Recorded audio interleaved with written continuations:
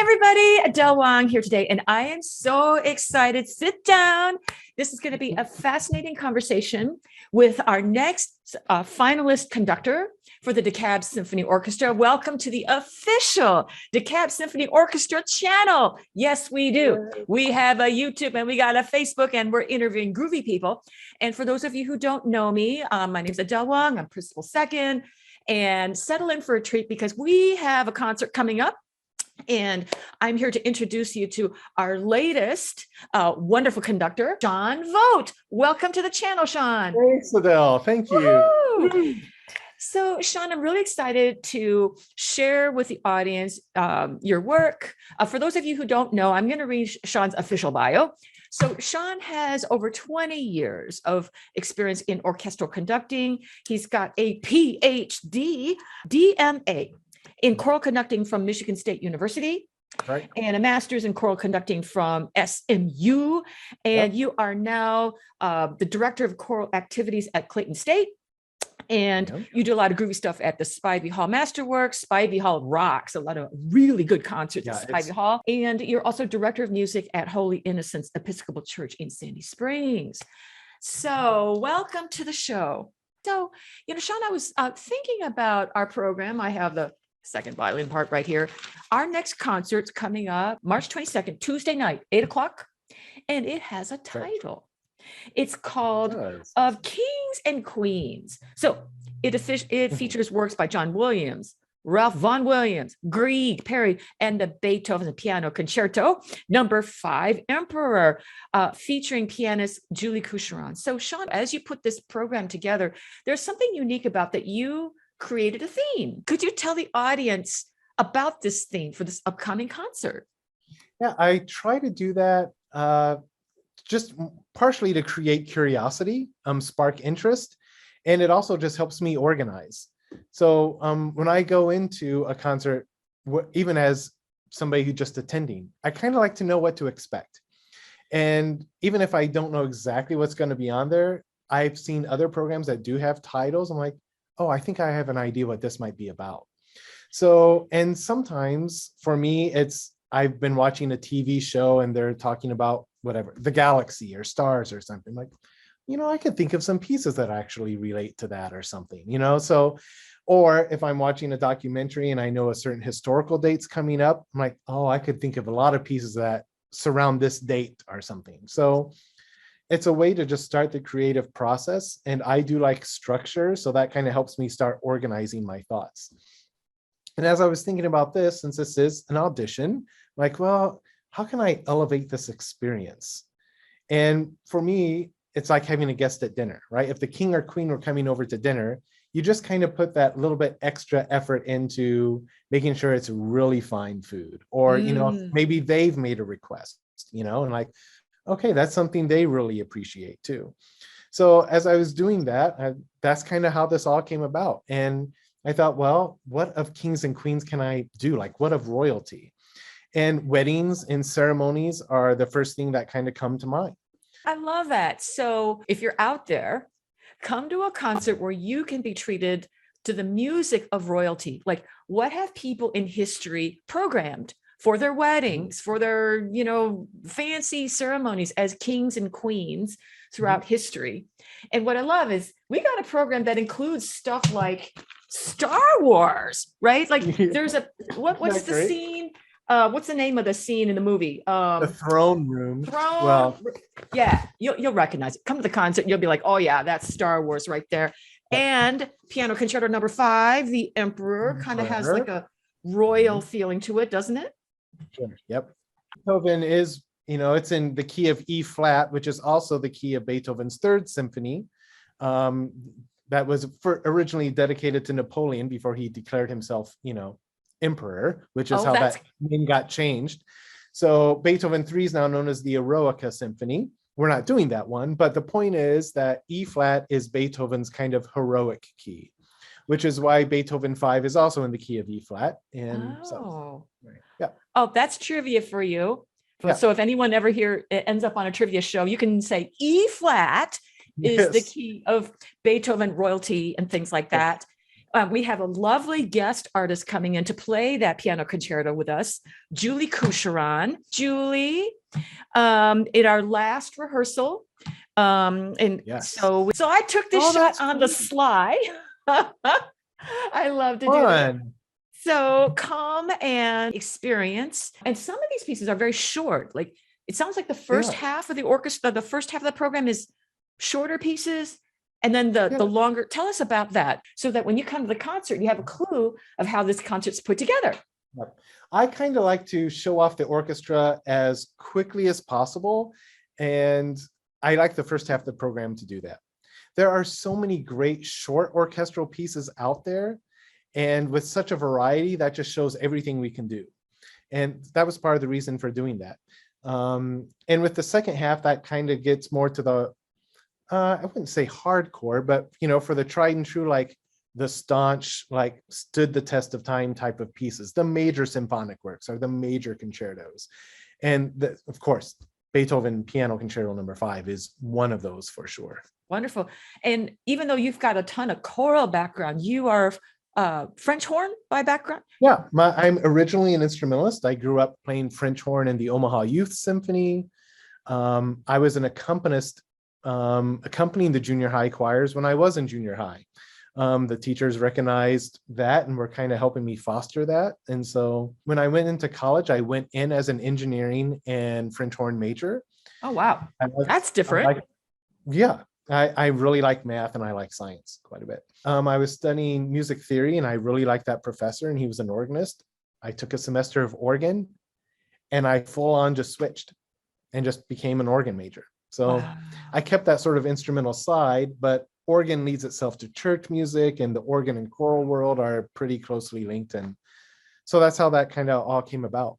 But I was actually starting to learn the excerpts for symphony auditions and all of that too, because I thought I was going to be a symphonic musician and switched. Wow. Wow. So. Wonderful. Yes, because I don't think people often think of math and science and music going together, but in fact, it does. Would you like to share a little bit about how these two, because I think people think it would be more artists who are drawn to conducting. And so it's fascinating that you came from a more mathematical and science background. Yeah, I think there's a lot of research on this now that you can actually find on the web if you type in math and music or science and music. One of the most obvious things is acoustics. I mean, acoustics is totally a physics-oriented, realm. And how sound interplays with the environment, right? And we know that as musicians, like, when we get into the hall, it will be different and we'll have a different aural experience, that's purely physics. And from the mathematical side, I see music when I'm studying scores in terms of form, and form is structure, right? And math is structure. And that I can figure out, that's how this phrase structure works and this number of whatever measures grouped together. And I start seeing numbers. In my scores, I actually divide up the entire score by 4 measure chunks, just so I can start seeing the big picture become smaller. And by doing that, I end up getting a bunch of little jigsaw puzzle pieces of 4 measures each. And then I start reconstructing them so I understand how the picture forms. I love that. Sometimes when I'm interviewing musicians or like people who play in rock bands or something, I'm always curious, are they more of a melody listener or are they hearing the bass? It's the same song, but people sometimes, dancers are the same way. Do you dance to the melody or are you dancing to the something underneath? And they're both valid. And it's just fascinating how people are with that. I think that's why for the orchestral thing and the organ aspect too, the organ is such an orchestral instrument, but also we have all these colors at the same time too. And because I'm using both hands and both feet and, now I use my iPad to turn pages. So, I use my lips to turn pages, but there's so many different voices going on. And from the colors of the organ, I hear that orchestrally too. So for those are similar to me too. Oh, yeah. Yeah. And so what I love about this program is it's got a lot of different colors. Sometimes a program has like 3 main pieces. Yep. And sometimes it's a sprinkling of like a buffet, a little bit of this, a little bit of that. Of the pieces that we've got, is there one that you find more challenging? And maybe you can speak to the audience as to why that is. Mhm. I would say the Beethoven Piano Concerto, because leading the other pieces, I am like as the conductor, I am leading those. Yes, I'm leading from the piano concerto, but you have to consider the piano soloist and their artistry and their need to lead. I mean, it's a critical component of the piece. And so I have to also be listening to what she's doing and be able to respond in time to that. And we found that out in rehearsal. Like that's why we had to have, like you saw that photo. Like I want to understand what she's doing there. So I think that's the fun part, though. I mean, that's Yes. how great synergy just really happens. And like, oh, there are magical moments as a result. Yeah. I think the second movement of the Beethoven is probably one of the most poignant for me. It's Yeah. even the rests are just profound. Like you wouldn't think a quarter note rest. Oh my gosh, they're profound. There's just really something. Yes. Yes.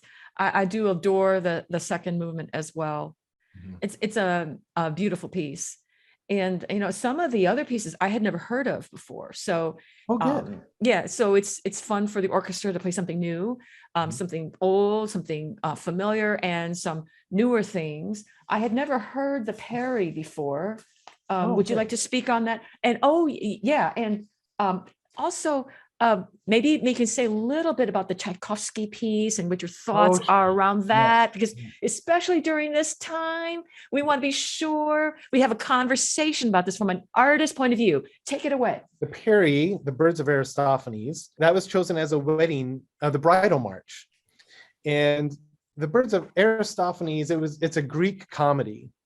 And it's about how these two travelers, they're greeted by these birds, and the travelers are trying to convince the birds that they're as great as the gods are. So Aristophanes is the playwright.